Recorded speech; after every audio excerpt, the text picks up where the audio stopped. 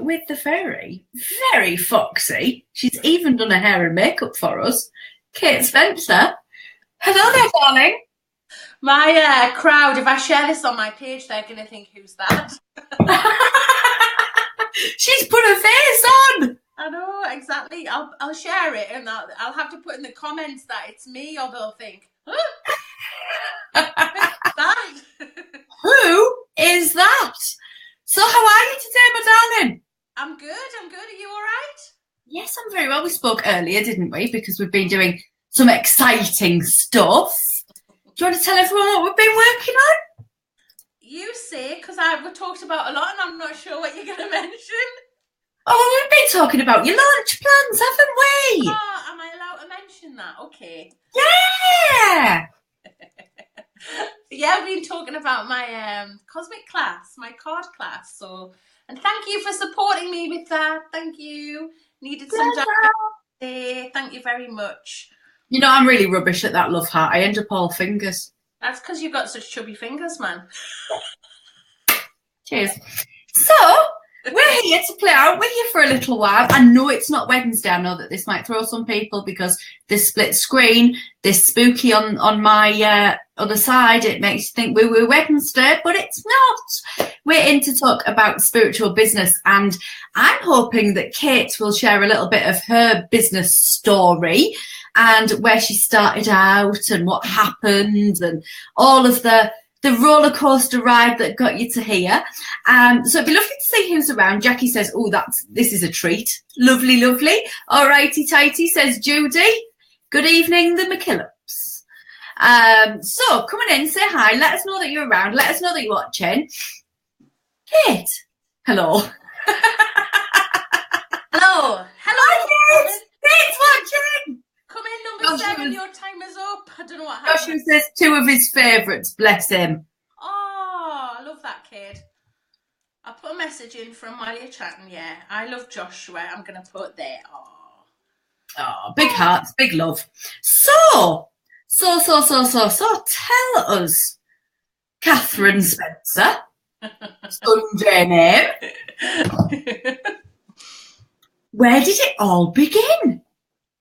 Well, it all began when I found myself needing to make some income, and I had some childcare, but probably like a lot of women, and I'm not being sexist here at all, I'm not being sexist, but like a lot of women, I had a child and my world sort of tipped on its axis for lots of amazing reasons, and it was awesome and she's great and all the rest of it, but I couldn't really, in real terms, go back to my career because of the timing thing, because of the juggling thing, because of the childcare thing.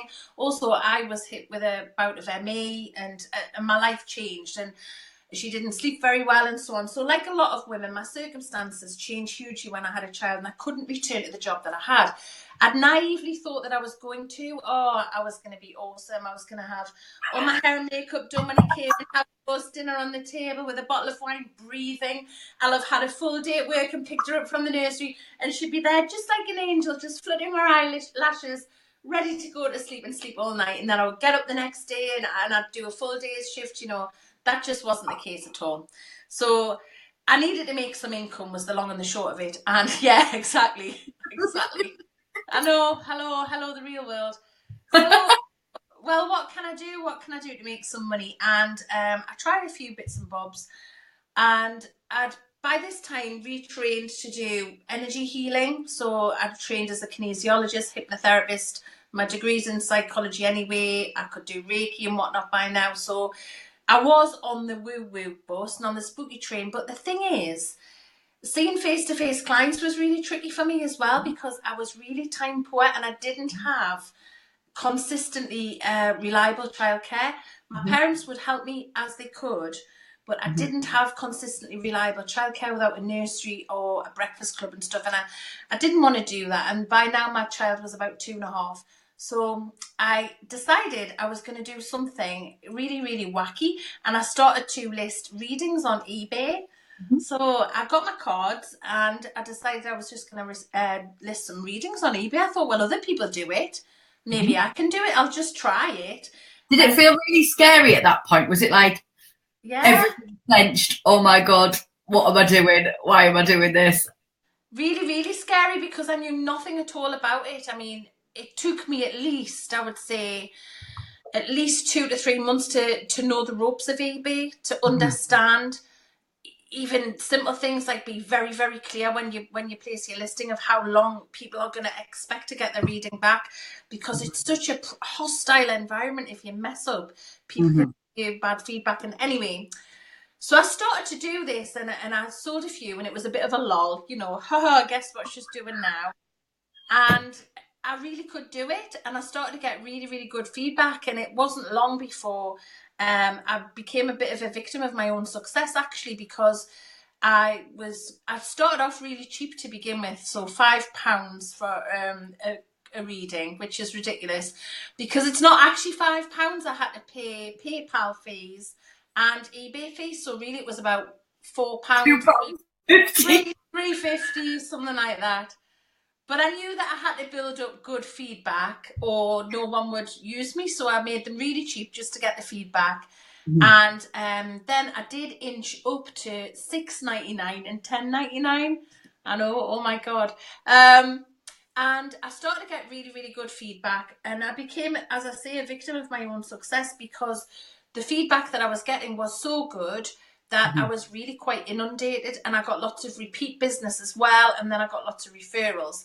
And before I knew it, I was rocking on for about £1,000 a week doing those readings. Now at £5 to £10 a time, that's a lot of readings, a lot of energy. Some days I did, well, you can do the math on that, but I was knackered anyway. It was crazy. So then eBay decided that they were going to close that category, that metaphysical category. And I've been doing it now for about 3 years, I think. And I was doing really, really well, as I said. And in all 3 to 4, no, it was 4 years. And in all that time, Emma, I got no negative feedback at all. Of course you wouldn't, John. Absolutely none. Not even. Quite good, you know. Oh, why, thank you. So I got no negative feedback. So anyway, they shut the metaphysical category. So anyone who did anything like spells, chakra clearing, readings, Reiki, anything like that was immediately put out of business. They did it with 7 days notice. And I can't understand why they did it, because I think it is, you know, it can be a harmful place for people who are vulnerable, because not everyone has integrity, as we know. We talk about this a lot. Yeah. And people were taken advantage of. So I do understand why they did it, but that didn't help me out really, because now suddenly I had no business, no income. I needed an income, you know, and it wasn't a good situation. So I had to change direction quickly. And I was obviously really, really scared and panicked. Didn't really know what to do. And you know what was really hard about it was, when people are made redundant from a regular job, everyone's bloody sympathetic. And everyone's really nice, and everyone's like, oh my God, they lost their job, you know, oh my God. Not only was I working all the hours God sends and working around the clock and doing really, really well, and it was my own idea and built it up on my own. Nobody gave a toss that had happened, by the way. Nobody was bothered, you know, oh well, she's still just doing some kind of spooky shit in her spare room. Well, you know, actual credible business, I had an accountant and I paid tax, everything. You know what I mean? So anyway, that went down the pan and I panicked, and that's when I started what was the Lightworkers Academy. And it was around that time, I think it wasn't far into that I met you and started working with you properly. So the Lightworkers Academy, which we can't use now, if anyone's interested, the word Lightworker is actually trademarked, and we were floored and shocked. And the way we found out it was trademarked was that I got a cease and desist order threatening to close me down if I continued using it. I actually drew that in. I drew that in from the universe, because I'd been telling her for absolutely ages that you needed to step outside of this brand name and be yourself. So I probably drew that one in. Thanks for that. Yeah, so pleasure. Worked out well at the end. It did. So in what place in the timeline did you write 12 lessons? Just before eBay pulled the plug. So I'd had it in draft, and I'd signed with a publisher who was a one-woman band and who was not lined up with who I was, but I didn't know at the time. Mhm. And I had to buy back my rights. So the little bit of money that I had left, I had to buy back my rights from the publisher that I'd been a moron and signed with, to buy my own bloody book back in order to take it to print itself. And I'd already announced when the date was that it was going to be there. I'd started promoting it. I was on Facebook by now, and so that I was gonna lose a lot of face if I didn't press the button on it. So I took it to print myself around that time. So I was just starting to potter with the Lightworkers Academy, and I was probably about 3 or 4 months into that when 12 lessons came out as copies in my hands. And that's when we were at Glasgow when that happened. Yeah. And then it wasn't long after that I started working with you properly, I don't think. Was it? It was maybe about, it wasn't long, was it? I think it was about 3 or 4 months, actually. I think it was later in that year. So as you started off, you went from reading cards in eBay, you set up the platform, got the website together, thought, right, I'm going to go for it as the Lightworkers Academy. What did you have available for people to buy at that point? Just my you still reading? I didn't do one-to-one readings then. No, we're not really. I just had my Lightworkers Academy, and I think I did an MP3 money manifesting track that I tried that people could download. But I knew that I had to build a platform because I wanted to sell my book. So actually building my page was more about selling my book. It wasn't really about my membership club, because at that time, in my head, naively, my book was going to save me. I was going to get this movie deal. I was going to get all these millions of pounds. It was going to be amazing. And I have to say, that's still, in my energy, and that, I'm hoping that may come to pass at some time. But I would never, ever have been able to reach as many people, help as many people, and grow my club and all the rest of it if that had happened too early. So I'm pretty sure that when that does happen, it's going to be the perfect time, because I would never have done what I've done. And I know, and I say it without ego, and you know it too, that we do change lives all around the world with that club. I mean, it's not a club. Calling it a club is a bit of a disservice, really, but, that's kind of the language that we use. But it's massively, massively life-changing, and it's hugely helped people. And I know really that that's been my purpose. So, yeah, so then I started working with you, and I was really scared, not of you, but I was frightened. I was scared of I was scared that I was going to fail, really, and I was frightened that I was going to mess up, and that what I said to you was, I said, because you were really just getting traction, starting out in business yourself then anyway, weren't you? And although you'd worked in the field before, you were really finding your feet and really finding some stuff that worked, and it was very innovative and it was different to everybody else. And I was really frightened that I would let you down. And I was thinking, well, what if I commit to working with Emma and I don't make the money to pay us both? That was my big fear. And you said, right, okay, because obviously this was early on, we were both trying it on. And you actually, because we were friends as well by then, but we always have stayed in fair exchange, and that's totally right. And you said, if it doesn't work, we'll just stop doing it. And I said, right, okay, then I'll try it. And that's when we started, wasn't it?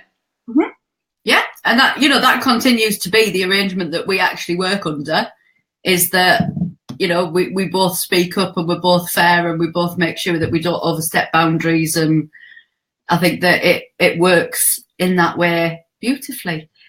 So if we were to look at that kind of that there was a real change in what you did, going from reading on eBay, and you were self-labelled Kitchen Table Kate, weren't you? The drafts of 12 lessons went around the schoolyard in a carrier bag for people to read and for a bit of feedback on. I remember reading 12 lessons later. I remember sitting there at my computer screen trying to get through it all, and it being fabulous before you sent that one out into the world. But going from reading to actually being a very different kind of spiritual entrepreneur. Was that intentional, or did that just kind of happen? I think it evolved because I always knew I wanted to help loads of people. And I knew that reading one-to-one, I was never going to have the impact that I could have had if I hadn't, because I have a child, I have, all the stuff that goes with that, the school run, the PTA, the school holidays, sleepless nights, they're off sick, I'm a mum first, and I knew that if I wanted to make a difference to people, really make a difference to a lot of people, I had to build a big platform and get stuff out there to a lot of people. So that was kind of my intention. And when we spoke, it was just a naturally good fit that a membership club, which again, it's not really a club, it's more of a movement really now, it's amazing, seemed like a naturally good fit. And this was before membership clubs were the thing. Yeah. And we've talked about this so much, Emma, that it was way before, because we see people, and we're certainly not coming on here to bash anyone, but we see membership clubs springing up, and they just don't add any value, and they don't make any difference, and they don't change anything for people, and they're a bit of a so what. And I think everyone's kind of jumped on the bandwagon. Well, they see the option, don't they? Yeah, they do, and it's not easy. It's not easy to sell. It's the most difficult product to sell. Yes, but if you show up and you talk to the right people in the right way, and you're genuine, and you show up and you get everything lined up the way that you've taught me with your blogs, your newsletters, your social media and everything, then, people come. It's the field of dreams, isn't it? You build and they will come. But it was just a naturally good fit for us to have a membership club, because I was time poor, but I had a really big message, and I was building this platform anyway to sell my book. So, people were engaging with me and thinking, oh, who is she? What's she about? So it just seemed like a naturally good thing to do, really. Yeah, yeah. And when we talk about, going through lots of the steps that I got you to start to put into place, some of those we found quite resistant at times, didn't we? Yeah, and I still do get resistance. I still do, but because we work really, really well together, and because you've got integrity, and because I can quite easily see. I mean, look at YouTube as an example. I've just started to work on YouTube now, and I'm scared about showing up on there. I'll be honest, it makes me feel quite vulnerable, because it's a new crowd. I'm not really sure how they're going to react. Although I'm populating it probably from my Facebook group page in the main, it's out there, and it always feels vulnerable whenever you bring anything brand new out there, because whether it's a book, whether it's a program, whether it's content in your membership club, whether it's just showing up and talking like this, it's a very vulnerable place to be, really, because it's you're bearing all, you're showing up as you. And that can be really quite tough for people. So yeah, I do get resistance. And I think that's just part of it's part of being human. And it's definitely going to come up if you're growing a business. Absolutely going to come up. Especially if you're heart-centered like us, and you're trying to show up as you and be authentic, it's going to come up. And the best way to do it, I find, is to just call it out and just say, I've got some resistance. I'm in fear of this. I'm scared of showing up on YouTube. There's no way I'm going to show up and totally fake it up and pretend I'm all that on YouTube. When I'm shitting myself, I'm just not going to do it. I'll just be honest. So, yeah, we do get resistance. I do get it. And, it's always fear underneath it. We talk it through, we get a plan, and we work with it, and we move forward, and it's all right, isn't it? Absolutely. Absolutely. And, we do have the conversation that goes, I hear you, but I'm frightened, or there's this, or there's that, and absolutely, I think there's so much goes around about, you've got to be fearless, and you don't. You absolutely don't. No, I know. And I think, I'm reading a lot of Brené Brown stuff at the minute, and I love it, and I'm going to tell you about it when I see you, the epiphany moments that I've had. And she says that vulnerability is the place that creativity happens. because until you can allow yourself to bring, you can't bring something through and go da-da to the public without feeling vulnerable. That's bullshit. Anyone who says they do, it's not true, because you absolutely do feel like that. Yeah, absolutely. BS. So, I'm not going to push it in case Joshua's still listening. I think like you heard that one.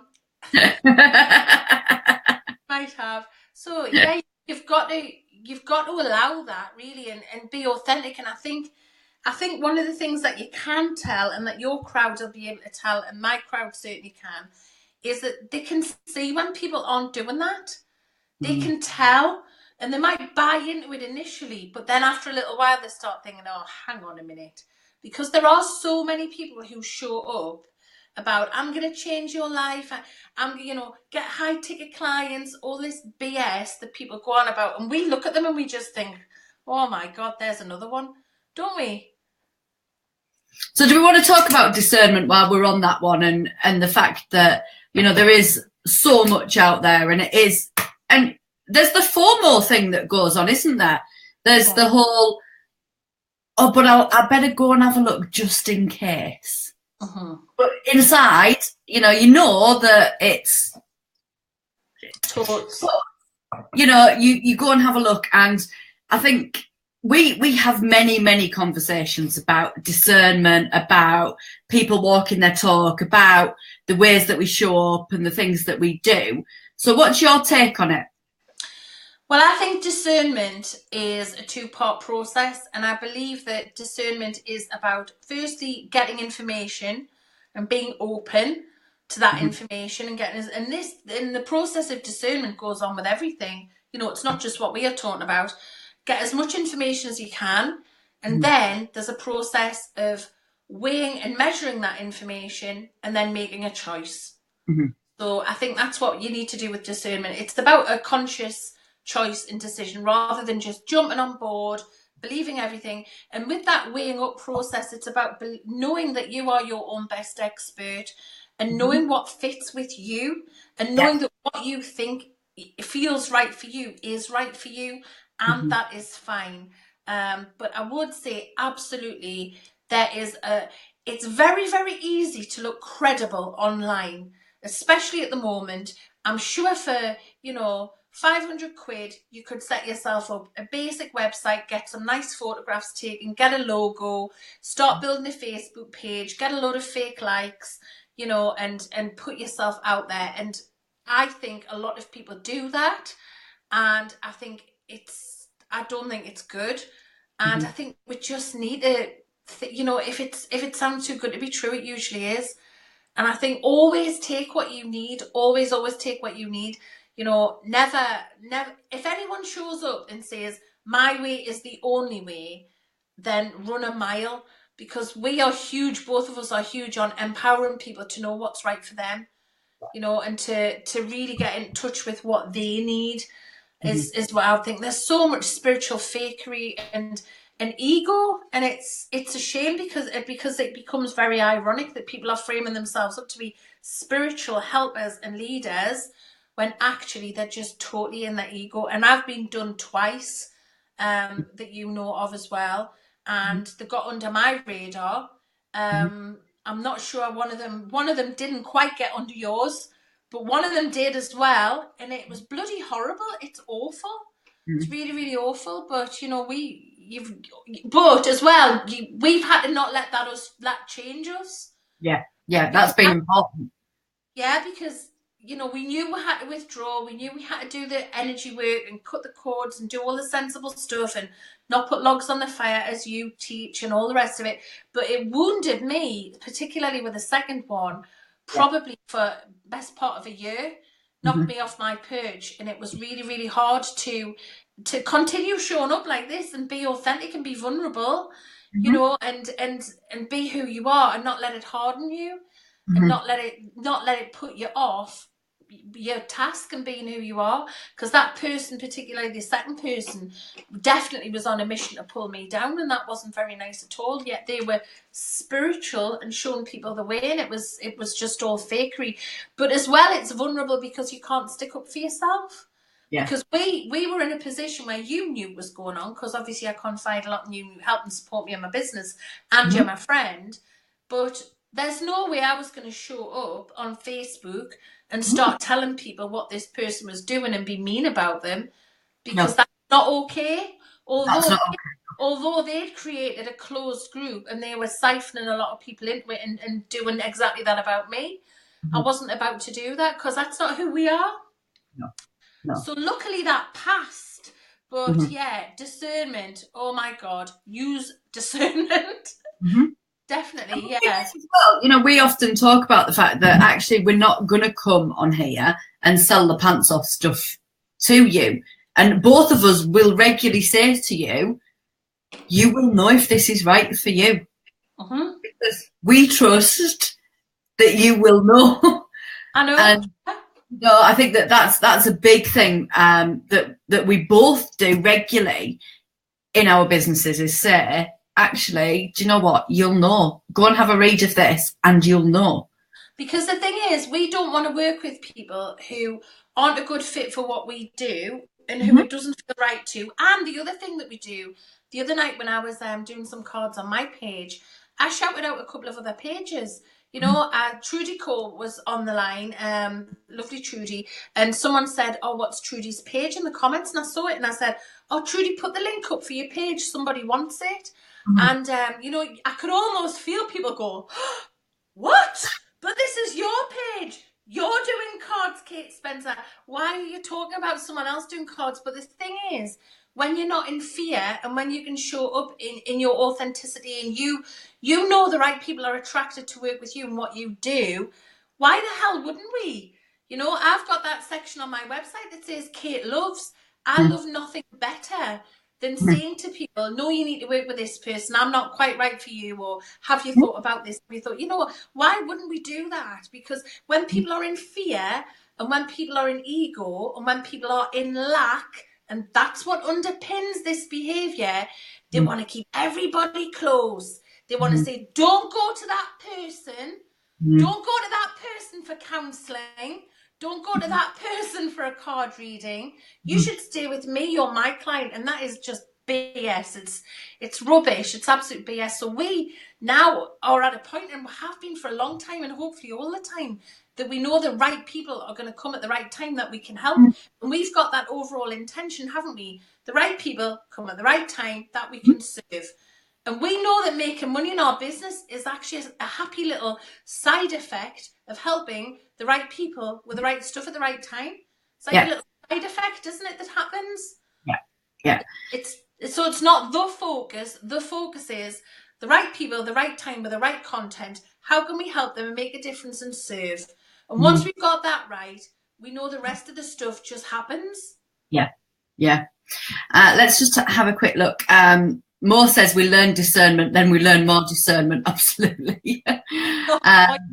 Jackie wants to know a little bit more about getting under the radar. Well, I've got a really quite a good sense of people. I think that I pick this up really quickly, and I don't use it in judgment, and I don't in any way put what I think onto other people. I'll often say, oh, there's something about them that I can't quite put my finger on.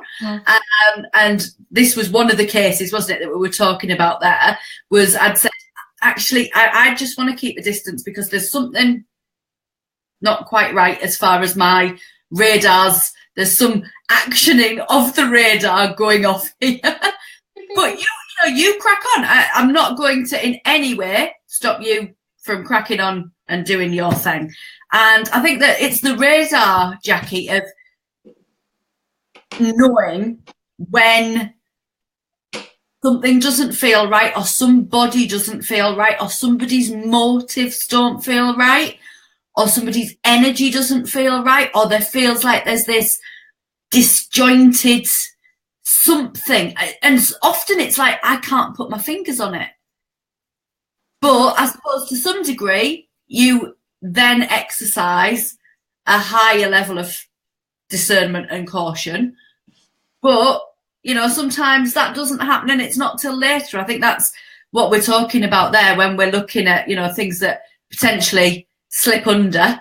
that we think, I didn't expect you to be like that, or I didn't expect that to happen, or I didn't expect that kind of reaction or response.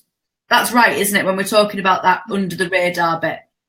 Yeah, and I think as well, you know, different people feel things differently, which is why it's really important as well to have an inner circle of people around you that you can, when you're tired, when you're not in balance, when you've had a stressful day, when you're not well, when you've got personal stuff going on, you're going to find that your intuition isn't as good. And, you know, it's important at that point to have people around you. If you've got 2 or 3 people around you that you can really trust, and you can be this person for them as well, that you can say to them, can I just ask you something? And actually Mo, who's on the line at the minute, Mo's one of those people for me, as are you, because she's honest and she's trustworthy, she's got loads of integrity, and she's just an all-round lovely person and really intuitive. And I've sometimes She loves full disclosure. Oh my God, I know. And I know that you've grassed me up about going to the gym. Full disclosure, yeah, totes. So, but I think if you're out of sorts, you're not going to really get clear information. Yeah. So it's okay to say to other people, if someone's, like, you might say, oh, I'm not sure about them, just watch your back, just be careful. I don't know what it is, but I'm getting something. Yeah. So that goes into my sort of consideration basket. Emma's noticed something that isn't feeling okay. Am I going to make a decision on that? If I choose to, I'm going to empower myself and I'm going to put it in there, you know, and I'm not going to ignore it because I trust you and I like you and I know you've got my back, and I do the same with you. But, you know, and I also think that in that second situation, I was being very, very manipulated and I didn't know. Really, I didn't know that I was being manipulated, and you know, and I'm too soft with things like this because I just want to help everybody, and sometimes I can end up being a bit lame, really, and a bit of a nonsense because I've just got such a big heart. I end up wanting to help everybody, and I have in the past been an easy target because of that. But we're starting to wise up now, aren't we? I am starting to wise up a bit. She is. And it's another trusting yourself and trusting your intuition and listening to what is coming up for you. You know, this is about the relationships that you have with peers. This is about the relationships that you have with clients. This is about the relationships that you have, you know, generally, whether they're in paid, you know, looking for taking money from you, taking your email address from you, or a Facebook page that is hitting into your timeline. It's about you using discernment and being able to trust your intuition as to who's right to be around, isn't it? I totally agree with that. But also I think once you've got people around you that you know you can trust, you know, you've got an inner circle of people around you that you can trust, when you know you're not on form, it's okay to ask their opinion. And it's okay to say, I'm just picking up something might not be right. What do you think about this? Or what do you think about that project or that person? And just take into consideration what they say. Yeah. You know, if the person that you know that you trust and like, that's okay to do that, I think. Well, we do it all the time, don't we? Yeah. And I think that, you know, it goes into your sieve and you then sieve through and make your own decisions, because at the end of the day, it's up to you to do what's best for you. Because you know what's best for you. Nobody else does. Exactly. Yeah, totally agree.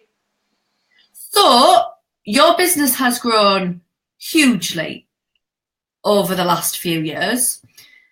You have now nearly, 500,000 people on your Facebook page? You have, well, we worked out, and she won't want me to say this, but we've worked out that on occasion she's 10x her income. Yeah.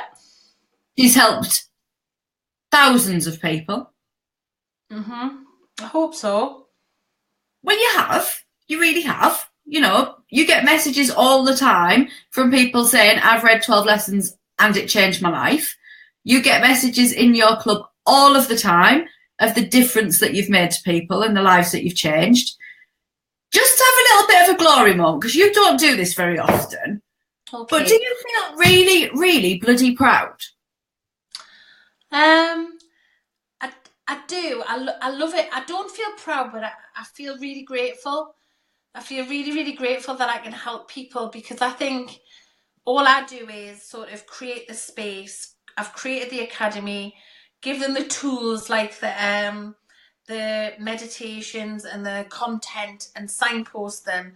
But I'm always aware that people are doing it themselves, because they're showing up, they're using the stuff, they're reading the blogs, they're doing the meditations, they're posting in the academy and saying, I'm going through this, I need information on forgiveness, or I've got this going on or that going on, can anyone help? That's doing your work, that's actively seeking positive improvement. So I don't feel, do I feel proud of it? I probably do feel proud of it, but the overwhelming feeling that I have is gratitude that I can show up and help people to help themselves, because it's never about me fixing them, it's never about me healing them, it's always just about me creating that shared intention and walking with them into the shadows, really, and then sort of saying, look, come on, let's hold up the light, you can do this.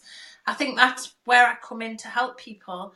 But it is amazing to think that we do change lives to that degree, and I mean, like, really, really change lives. It's unbelievable, you know. And it's a really, really good feeling. I would be Very humbling, isn't it? It's huge. It's absolutely huge. And you know, you get messages from people saying you really, really don't understand what a difference it's made. Like, you know, in the academy all the time we hear it, don't we, that people show up and they say, your academy saved me. And that's huge. And I think, you know, you saved you saved you, but to be there with you while you were doing that, and to be able to give you some tools and some strategy, and to hold your hand and support you and lift you up while you did that, wow, what an honor. Yeah. What an honor, because for every one person that you help a family, you help, you know, relationships to mend between siblings, you help that person to release their past, you help that person to maybe step out of a job and into something that their heart really wants to do, you help them to parent in a more conscious way, maybe you help them to get into a routine where they're setting their vibration every day, so they're not doing the school runs stressy. You know, it's massive, it's really, really huge, and it's a gift that we can do it, really. And you've got loads in here saying, you helped me so much and thank you, from Julie. Paula says, oh yes, just look at me. Jackie says, I've got better with that. I've always found it hard to say no. Well, no's a complete sentence. And sometimes, do you know what? Sometimes it's just about practicing it. Just about practicing going, actually, that isn't for me, or that's not right for me, or it's not this time, or I'm not ready, or whatever it might be. It's about practicing it. Mo says, yep. Debbie says, yes, Kate, you should be proud. You've helped lots of people. Paula says, but you showed us the way of finding our light. Kyla says, you're amazing. It's the Kate show. You've always wanted this, haven't you? It's the Kate show.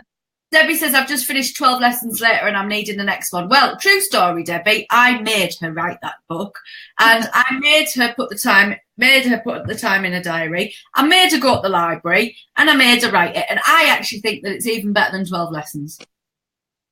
It is.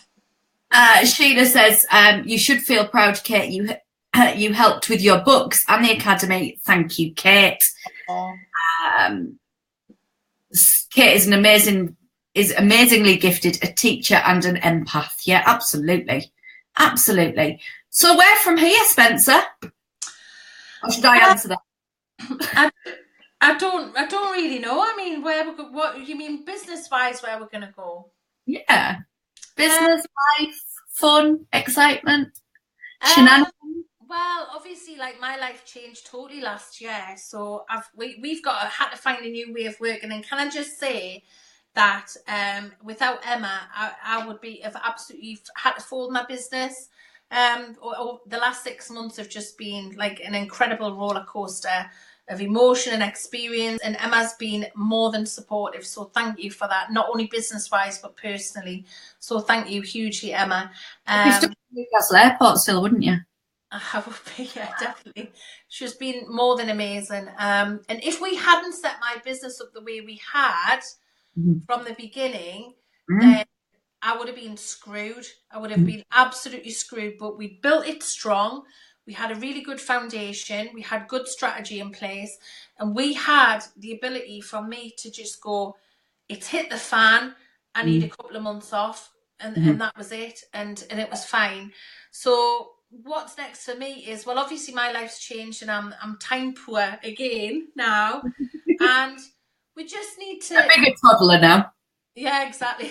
I think we're gonna, well, we're doing card class at the minute. We've got plans to grow the academy a bit more, and we might have a plan for a joint event coming up that we're hoping to do. Well, we have got a plan. Breaking news! Breaking news! We just don't know when it's gonna be. We've had it on the boil for ages, but we don't know when it's gonna be. So, we did think we knew when it was going to be, but then obviously all of my stuff happened, and that's kind of, it hasn't derailed it, but it's delayed. Your husband messed it up, didn't he? He totally messed it up. How rude, how selfish. And for anyone who doesn't know what happened, last year my husband Darren had a stroke and went blind. How rude. So yeah, that was a bit of a universe curveball moment. Anyway, so I actually have a meme somewhere that says my husband actually went blind. I know, because then people put it into perspective. The first reaction is blind, and then I go, yeah, blind, and they go, sick. And then they go, blind, and I go, yeah, and they go, blind, and I say, actually blind, guide dog blind, fucking blind. And then they go, well, is he ever going to get better? And I say, no, like actually blind, actually properly blind. So anyway, yes, but who knows? Yeah. The really interesting one there is, again, this has just brought that to mind again, was the whole perspective thing, because we've both had huge life events, and we're quite able to put things into perspective. And even when it was the early hours of the morning and we were at the hospital just after this had happened, we walked past children's oncology. We stood outside and talked to a lady whose child was in for their 10th operation, I think it was. And immediately, again, we put things into perspective. And I think that this is something that is really important for people generally as well, that, sometimes... And I saw a meme this morning that had a little boy who was being fed a bottle of water, and it said, just putting your shit into perspective this morning. And I think sometimes that is an important thing for us to do in business, because we can often have these tech meltdowns, or we've had a bad day, or, Facebook didn't give us much reach on that post, or, and actually sometimes it is just about taking a level of perspective with the work that we're doing and knowing that if we keep going on, we've got the right stuff going on. Yeah, and I think as well, Emma, there's a lot to be said for going through life lessons and learning from them. And I think it's a really good breeding ground for the empathy that we need when we work with other people. And we may not have been through their stuff exactly, but we've been through fear. We've been through, desperation. We've been through we've been through big stuff, and I might not know exactly what your big stuff's like, and you might not know what mine's like, but we've both felt, oh my God, what am I going to do next? My world is falling apart. How am I going to piece this back together? And it means that you can sit in the dark and you can with someone, and you can be genuine. You can walk into their shadows with them and say, I'm here. I haven't been through what you're going through, but I've also felt very frightened. And I can tell you, on the other side of this, there's going to be a new normal, and that will evolve. And I don't know what it's going to look like, but it will evolve, and it's okay. And it's okay to feel scared. And what I learned very much was I had to be really, really present. I had to just focus on the day I was in. And I'm starting to, evolve now into the new normal. And I still have awful days. I still have really, really awful days. Well, not whole days, actually. I have moments in days. I don't awful days, but I have moments in days. And, you know, I might get a bit teary and then I take a breath and I get grounded, I have some water, I get present, I remember, you know, do the deliberate gratitude thing. And I think, no, come on, it's all right, and get myself out of it. But yeah, I think it's a great gift to be able to hold space for people in a genuine way when you've been through your own big stuff, I think. But yeah, total reality check. I mean, God, you see people having a meltdown over nothing, don't you? And you just think, my God, just get a grip, really. But yeah, that's another Facebook Live. We've had interesting conversations before about how some of these retreats might need to be in a little bit more of a provoking environment that gets you to face your stuff and to be in that position to learn the big lessons sometimes. And I think sometimes, you know, from life's challenges, we get such beautiful growth. Yeah, and I also think one of the things that my academy really appreciated, because they've told me, the members in there, was that I wasn't able to show up on my main page when this first happened because I was so broken and not in a good place. Obviously, you know, your husband is blind.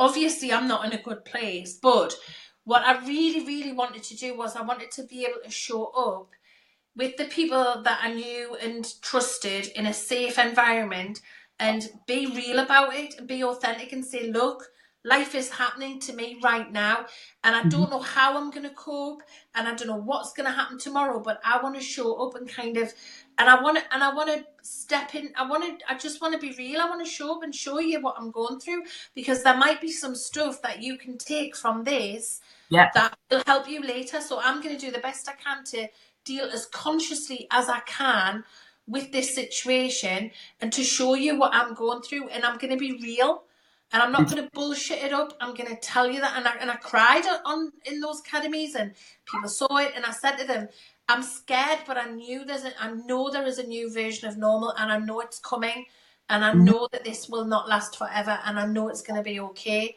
And I think it was really important to help people through that rather than just abandon everyone and go, I'm having a life event, I'll see you in 3 months. I feel like it was really important to walk my talk and to show up and try and help and support people with my own story, really. So what would be your big business tips for people who are looking at you and thinking, wow, you know, she is the inspirational spiritual entrepreneur that I want to look towards? What would you be saying to them? Listen to Emma Holmes. Hashtag do as Emma says. Yeah. All the things that you've taught me really about, you know, being real, being on task, service. Money is a side effect of service. You know, serve your crowd, find out what it is, what's your unique gift to the world, and to find a way of showing up that's relatable and that's real to you, being as authentic as you can be, and consistency. This didn't happen overnight. People might look at me and might think, God, look at that page and look at all the people in our academy groups. And, you know, we know when we're going to do a launch. I mean, my happiness map launch last year, we know that if we are gearing up for a big launch, it wouldn't surprise me this year coming, you know, if it'll be a 30,000-40,000 pound month, I would think, when we really get our finger out and we get all our Facebook ads rocking and our blogs going and all the rest of the stuff. And, you know, and that's selling a lot of places to a lot of people and in service, creating something really, really awesome for them. But that's the result of years and years of 2 to 3 years of showing up, of making sure that I'm adding value, of writing a great newsletter that's going to help people, of writing a great blog, of showing up and doing a Facebook Live. It's about being out there, and it takes time to get to there. It does take time, energy, and consistency to get to there, but it also takes, it's like a mission. It's like your personal mission. It's who are you, why are you here, and who can you help? And finding ways to do that, really, but doing it consistently and staying on task, and knowing even when you have wobbles, even when your husband goes blind, you can still keep going. You can still keep going. In fact, you can keep going in a way that may even be more inspiring to people, that may even be, you know, something that someone really needs to hear. Yes. Yeah. And just do get the help if you need the help as well, I would say, because I couldn't have done this on my own. I couldn't have, because I needed direction and support from someone on the outside to say, right, okay, what I see is this. Like you said about the Lightworkers Academy, you've got a great message, you're personable, you know, you've got a lot of great content, you're hiding behind a brand. I didn't know that. So I need an outside perspective on that. So get help and get direction and perspective when you need it from people like you. And work with the people who you are in resonance with. Line up with the people who you're in resonance with. All this stuff about making 10 grand in a day and things like that. Yes, we can bandy around big numbers, and I can sit here and say, you know, I'll probably have a £30,000 month when we launch again, like in September or whatever. And yeah, that's fine. But we only do that, have big launches like that a couple of times a year, and we work up to them. And the rest of it in my business is building that foundation. It's service. It's what do people need? How can I over deliver? What meditation have I got in Dropbox that person needs in my academy that's just asked for something? And over delivering all of the time and showing up in service. And then when you have got something amazing to offer, and you have shown up and you have been in service all that time, and you're talking to the right people with the right message, and you're really going to help people, and it's something that's genuinely going to help people, that people want to buy it, and that's good, and that's a win-win, because, you know, you're going to add value to their life, and then you're going to make money in your business, and then that's the flow both ways, isn't it? Yeah, absolutely. Absolutely. I'm going to pop the link in for Spooky School, because Spooky School's doors are open for the spring intake. So if anybody does want help with their spiritual business, you can have a look at that. I'm not going to say any more about it because you'll know. Like you can mention that I'm in Spooky School. She's in Spooky School if you want to hang out with her. Yeah, she's in Spooky School. But honestly, I just want to say thank you, Emma, because, you know, most definitely, and I know people must say this, but the people out there on your page and on my page can read energy, so there's no point us BSing anybody. But the thing is that had I not listened to you and what you said, and been prepared to, you know, get really real with myself and listen and put stuff in place and start showing up and getting over that fear, I definitely wouldn't be here. And I definitely wouldn't be helping all of those people either. So thank you for that hugely, because, you know some really amazing stuff, and thank you. You've helped me loads. And really, by you helping me, we've helped the thousands of people, not just me. We have, because I wouldn't be connecting with them if you weren't keeping me right. So exactly. That's the thing that's awesome, isn't it? If I can help you and you can go on and help and serve the 500,000 people on your Facebook page, and if one thing can change their life and the people around them, the ripple just absolutely makes me so excited. Excited about continued impact as it moves out. And this is why we came. You know, anyone who's watching this who is a light worker, who's a healer, who's thinking, well, I've got this idea, but I don't know where to go with it, or I've just got my Reiki, or I do massage or whatever, you know, anything kind of spiritual and entrepreneurial and stuff like that. You know, we are different to other people. We need to work with people like Emma. A regular business coach doesn't understand me and wouldn't get me and wouldn't be able to support me. They wouldn't understand if I said to Emma, we can't launch on that day because Mercury's going into retrograde. You know, Emma would go, totally get you. When can we do it? Or if I said, I can't launch on that day because, you know, my kid's got this thing going on at school and I need to, you know, she'd be like, yeah, totally. You're going to be having a wobble, Kate. We don't want you anywhere near Facebook. You need to shore up your energy, you know. So she totally gets it, because when you're an empath, a light worker, a healer, you need to approach business differently. You are the energy in your business.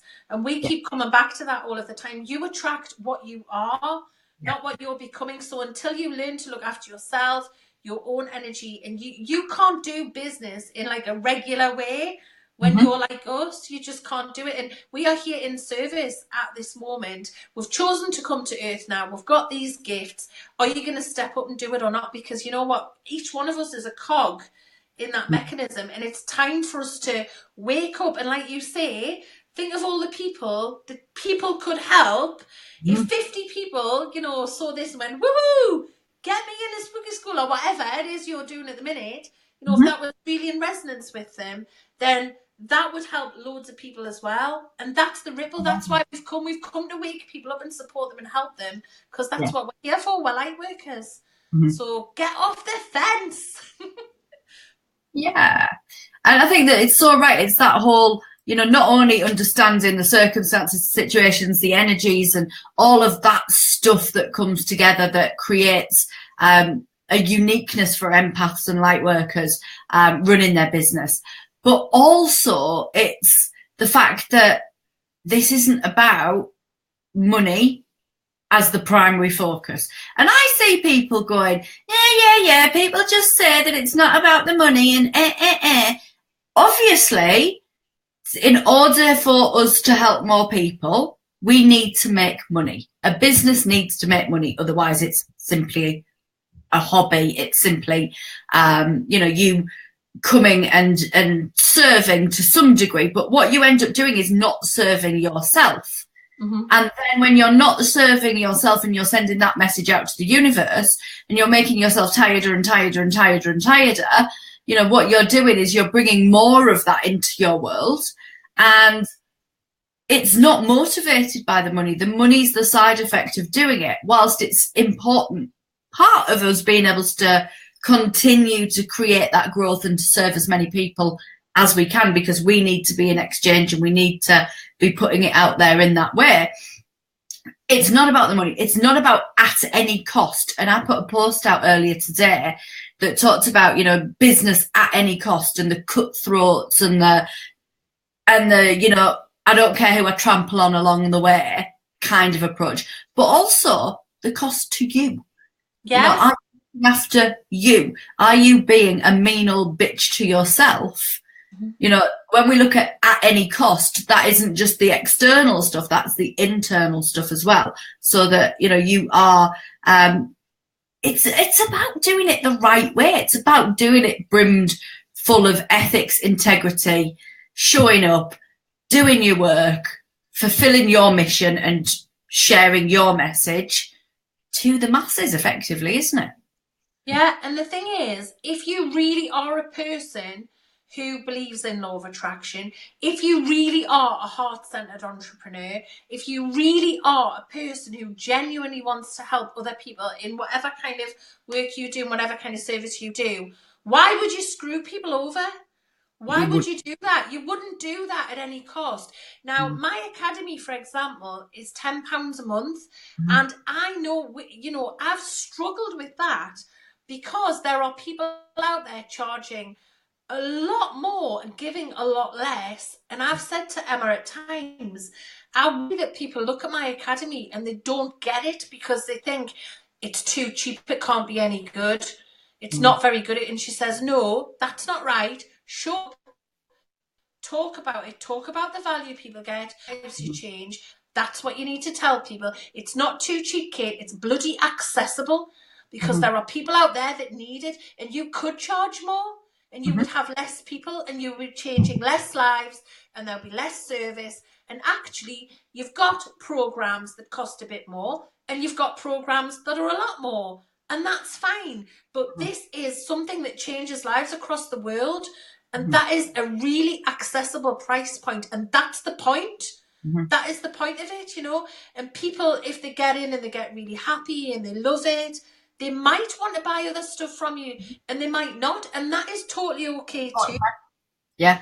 It's totally okay too. But, you know, there's no way that we're going to take that away from people, because that's what you would do by pricing it right up and all this high ticket, you know, VIP garbage. God, I absolutely hate it. I absolutely hate it. I'm on a rant now. I'm on a bit of a rant. Here she goes. Here she goes.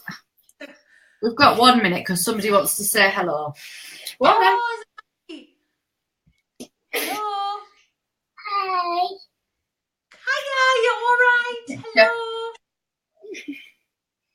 Are you okay? Yeah. Oh, good. Love Are you going to you. say good night, Kate? Night night. Night, love you. Go on then, off you go. Oh, she's like... Oh, she's lovely, isn't she?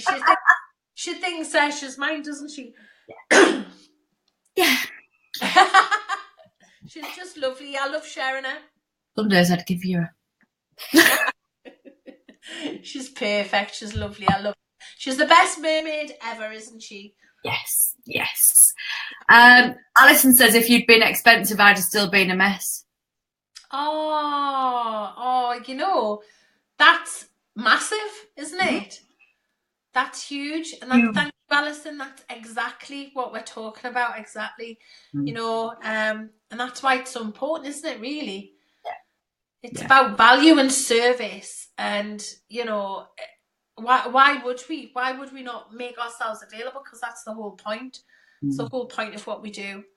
Totally. So, yeah, and I hate those you know, the horrible like show off Facebook posts of people with celebrities and people with their big fancy houses and people with their sports cars and stuff like that, and you just think, oh my God, just give it a rest. Yeah. Well, we talked about it today, didn't we? Because, you know, your YouTube thing again comes back to, should I be super polished? Do I need to be super polished? And, you know, we came back to, actually, you need to be relatable. And that isn't that she's not relatable. It's not a show. She just needs to be herself and she needs to crack on and do her thing. And I think that, yeah, it can be, you know, I think that sometimes it can be quite disrespectful as well, because if you've got clients who are bloody struggling to pay their bills and to keep a roof over their head, and you swan about like whatever it is you're swanning about, like, I think that's a little bit disrespectful. It's awful. And it's also it's okay to have abundance and prosperity, and you know, we talk about this, but yeah, it's icky. I don't like it. I really don't like it, because it's the subtext is it's all about the money. Look at what I've got. When actually you should really be showing up saying, look at who I am. This is who I am, not what I've got. You know, because that's really bullshit and irrelevant. Because if you're going to focus on what you've got, immediately you're putting yourself in a position where you might be superior if you've got more than someone else. And it's not about that. It makes absolutely no difference what you've got at all. And it makes me, if anything, I'm an inverted snob, and I would rather, you know, I really am. I'm totally inverted snob. I like driving my little yellow car. It's a bit of a banger now because I used my eBay money to buy it all those years ago. You know, and I've got the option of driving around in something much bigger and fancier that's in the garage, but I choose not to. And, you know, I don't like it. I don't like it. But that's just me. Maybe I'm working on that stuff. I don't know. Yeah, well, we'll keep showing up in our little cars with the music blaring, rickety, doing our thing. Little mummy mobiles. It's all. Well, it only ends up looking like a bloody tip anyway, and has sticky stuff all over it, and God knows what else. So I'm going to put some links in. I'm going to put in Spooky School. I am going to put in Kate Spencer's Academy and Kate Spencer's Cosmic Connection class. So here they come, Cosmic Connections. We're not going to go all salesy on your butt. If you want it, you'll know it's right for you. If you want to work on your life, Kate's your girl. If you want to work on your business, I'm your girl. Just the same. That's about right. Yeah. That's about right. Right, so let's have a look. We've got in Spooky School. We have got in Cosmic Connection. We've got in the Life and Soul Academy. Jenny says, I hate feeling like I'm funding somebody's lifestyle. Ah, no, I hate that. It's awful, isn't it? Yeah, I hear you. Yeah, totally. Tots. I hear you. Well, thank you for joining me this evening, my darling. Oh, thank you. Thank you for having me. Thank you. And I'll no doubt be speaking to you about my launch tomorrow on Messenger, because I haven't done all the jobs you gave me today. So I know. But I'm going to get up really early and do some tomorrow. There's not many I haven't done. I've got little bits of paper all over the place. Tell me what I need to do. So, yeah. Okay, so I haven't done pre-recorded videos. I'm just coming clean about it now. Haven't done them, but I'm the ones that you're resisting. Are they that you're not done the ones that you're resisting? Yeah, exactly. Yeah, I haven't. So I'll take that to the wire, but I will get them done. Expect them tomorrow. Right, well, thank you so much, everyone, for joining us. It's been lovely. You hang on the line because I want to speak to you for a second afterwards. Not in trouble. Oh, okay. So thank you, everybody, and good night from us. Bye.